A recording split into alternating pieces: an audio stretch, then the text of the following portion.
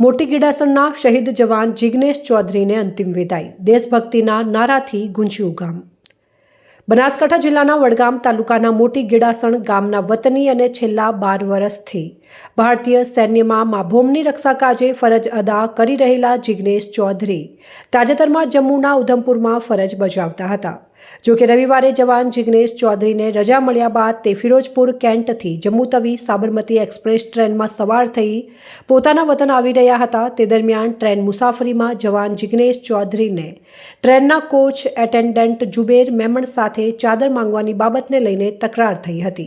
આજે વીર જવાન જિગ્નેશભાઈની અંતિમ યાત્રામાં હજારો લોકો જોડાયા અને આજના મૂળ વતન ગીડાસણ ખાતે એમના અગ્નિ સંસ્કારનું જે કાર્ય પૂરું કર્યું છે અને સાથે સાથે જવાનની જે ક્રૂર હત્યા કરવામાં આવી છે દેશના વડાપ્રધાનને અમે માગણી કરીએ છીએ કે સમાજની અંદર જેટલું દુઃખ છે એટલો ને એટલો આક્રોશ છે તો અમને ઝડપથી અમારા દીકરા વતી અને પરિવાર વતી અમે માંગ કરીએ છીએ સમાજ કે દીકરાને ન્યાય મળે, પરિવારને ન્યાય મળે એવી આશા વ્યક્ત કરીએ છીએ અને અમને સરકાર ઉપર ભરોસો છે।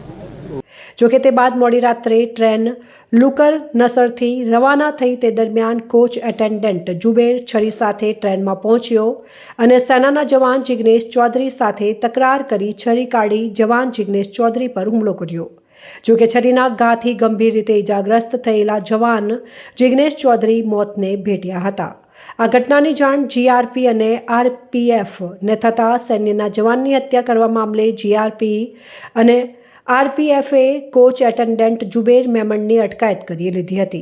તે બાદ શહીદ જવાનના પાર્થિવ દેહને પીએમ અર્થે પીબીએમ હોસ્પિટલમાં લઈ જવામાં આવ્યા। જોકે શહીદ જવાનનો પરિવાર પાર્થિવ દેહને લેવા પીબીએમ હોસ્પિટલ પહોંચ્યો હતો। આજે વહેલી સવારે શહીદ જવાન જિગ્નેશ ચૌધરીના પાર્થિવ દેહને માતૃ વતન મોટી ગીડાસણ ગામે લાવવામાં આવ્યો। છાપીથી મોટી ગીડાસણ સુધી શહીદ જવાનની અંતિમ યાત્રા યોજાઈ જેમાં હજારોની સંખ્યામાં લોકો જોડાયા। શહીદ જવાનની અંતિમ યાત્રામાં દેશભક્તિના માહોલ વચ્ચે શોકનો માતમ પંથકમાં છવાયેલો જોવા મળ્યો હતો। શહીદ જવાન અમર રહો અને ભારત માતા કી જયના નારા સાથે યોજાયેલી આ શહીદ જવાનની અંતિમ યાત્રામાં મોટી ગીડાસણના સ્મશાન ગૃહમાં પહોંચી જ્યાં દેશના જવાનો દ્વારા શહીદ જવાન જિગ્નેશ ચૌધરીને ગાર્ડ ઓફ ઓનર સાથે અંતિમ વિદાય આપી હતી।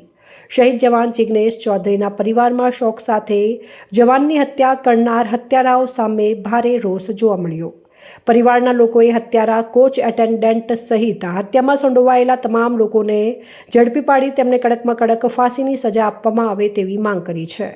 શહીદ જવાન ભાઈ સહિત સમાજના લોકોએ દેશના ગૃહમંત્રી અને વડાપ્રધાન નરેન્દ્ર મોદી સહિત રાજ્યના ગૃહમંત્રી અને રાજ્યના મુખ્યમંત્રી પાસે પોતાના ભાઈ અને શહીદ જવાનના હત્યારાને કડકમાં કડક સજા અપાવી ન્યાયની માંગ કરી છે। જો રેલવેમાં ફર્સ્ટ ક્લાસ કે લોકલ ડબ્બામાં કોઈ વસ્તુ બને છે તો એ આપણા માન્યામાં આવે છે, પણ સુપર ક્લાસ એસી કોચમાં જો એક આર્મી જવાનની હત્યા થઈ જતી હોય તો આમ જનતાના સુરક્ષાની શું ગેરંટી? એટલે મારે તો મોદી સાહેબને એ જ ગેરંટી માગવી છે કે આપ આપણી ગેરંટી પૂરી કરો।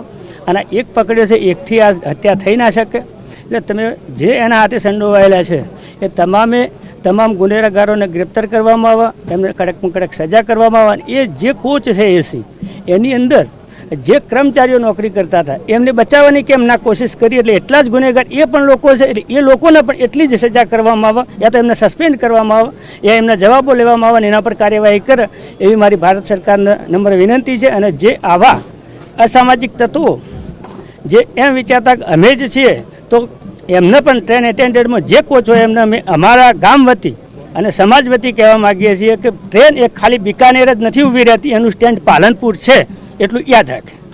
અમારો ભાઈ જીગરભાઈ ચૌધરી 10 વર્ષથી સેનામાં ફરજ બજાવતું હતું અને આ રજાઓમાં ઘરે આવતું હતું અને આવા માનસિક વિકૃત માણસોએ એની રેલવેમાં હત્યા કરી નાખી અને અમે એના માટે ન્યાયની માગણી કરી રહ્યા છીએ દેશના વડાપ્રધાન અને દેશના ગૃહમંત્રી પાસે પણ કે અમને ઝડપથી ન્યાય મળે અને આવા લોકોને ફાંસી ચડાવે અને અમારા ભાઈને ન્યાય અપાવે। અને હું મારા રાજ્યના મુખ્યમંત્રી અને ગૃહમંત્રીને પણ એક વિનંતી કરું છું કે અમને ન્યાય અપાવે અને ગમે તે કરીને રાજસ્થાનમાંથી એમને પકડીને અહીંયા ગુજરાતમાં જ સજા કરાવે એવો હું ન્યાયની માગણી સાથે આપ સૌને વિનંતી કરું છું।